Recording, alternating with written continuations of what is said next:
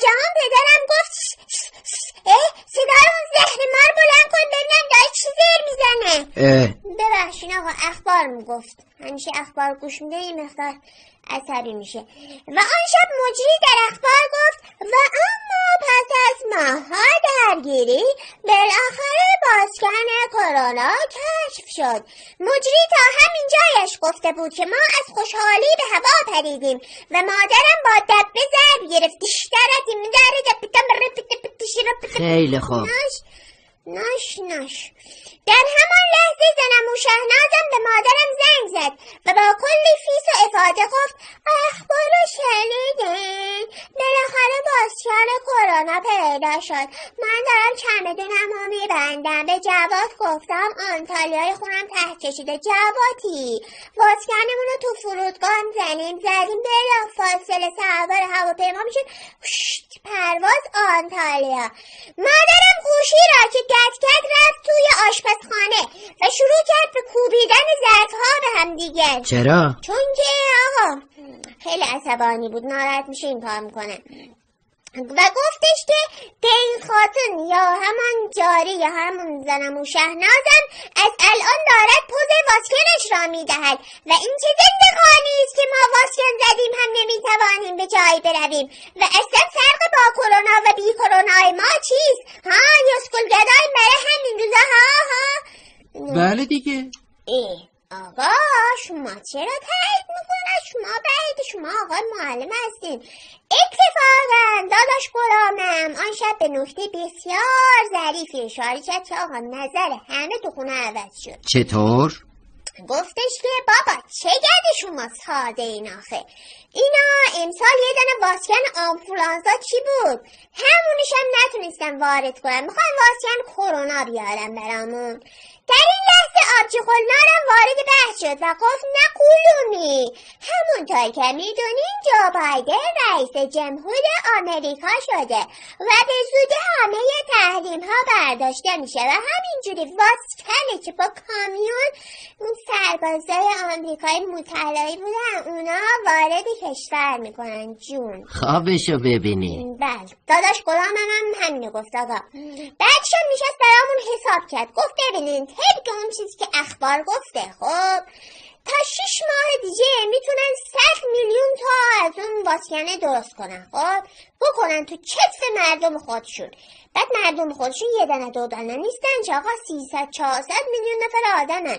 پس بنابراین فاز دوم و سوم و چهارم میشن باز به خودشون میرسه، میمونه فازای بعدی. فازای بعدی هم همجوری فله‌ای میریزن تو تشت با بیل هم میزنن میکنن توی شیشه میفرستن برای اروپایی‌ها و دوست و رفیقای خودشون.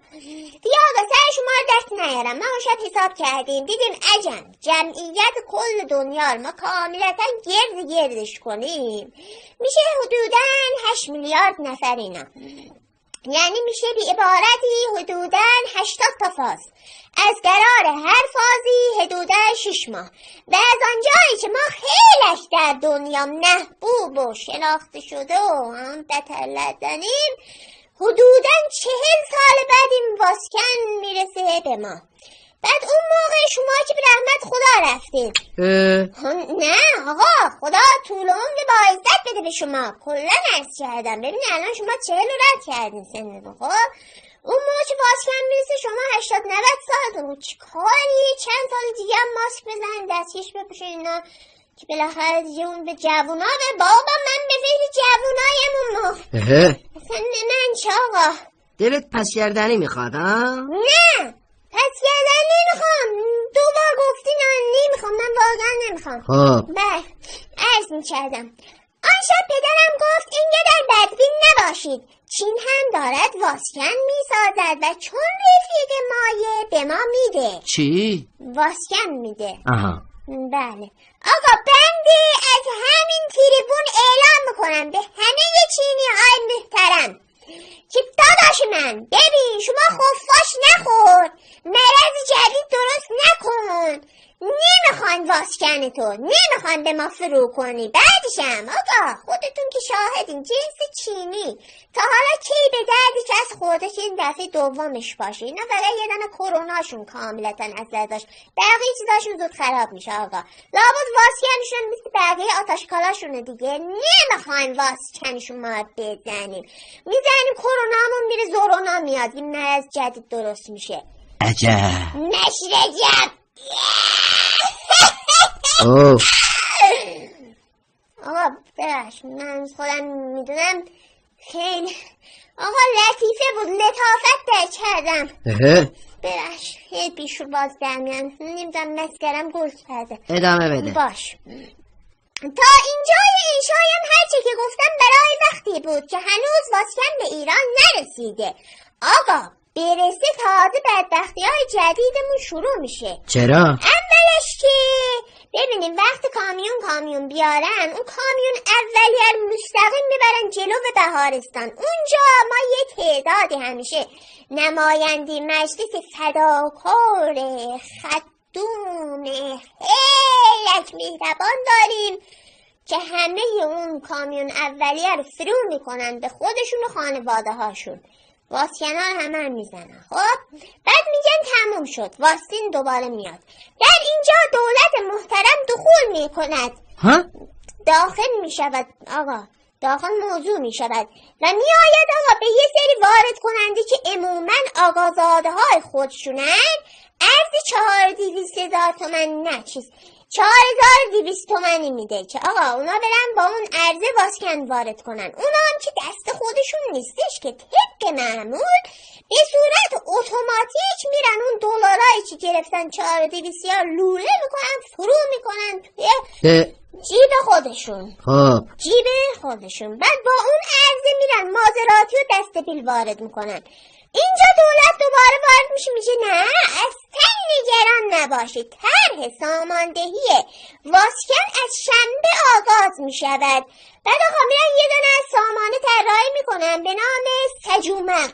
چی؟ سجومق آقا، سامانه جامع واکسیناسیون ملت قهرمان. آخه مار میگه. بعد میگن شما برین تو این سامانه نه برین بروید تو این سامان ثبت نام کنید.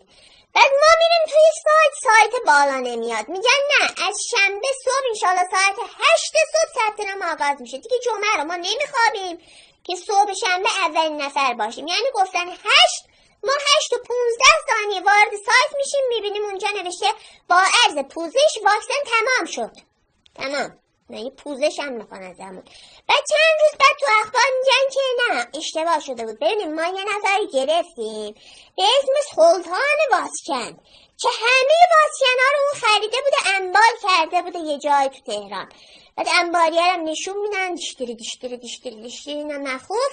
بعد فرداش هم میگیرن سلطانه رو آویزونش میکنن طبق معمول. بعد دیگه همون 4 تا واسکن هم پیدا نمیشه، گیر نمیاد دیگه. ما میمونیم و جناب ناصر خسرو میریم ناصر خسرو هی رد میشیم بغل گوشمون میگم پس واسکن دیگه. اونم 600 برابر قیمته دیگه، ما که نمیتونیم بخریم. اونایی هم که میتونن بخریم هنوز تاریخش گذشته نگذاره دیگه، چیه ما نمیدونیم.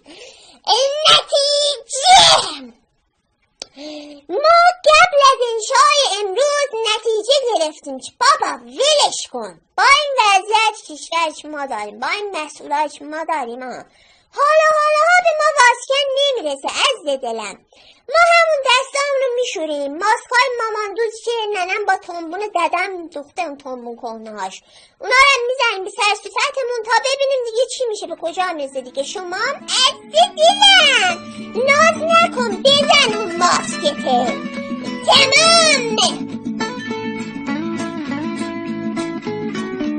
صفحه زنگ انشا رو در یوتیوب، اینستاگرام و تلگرام دنبال کنید.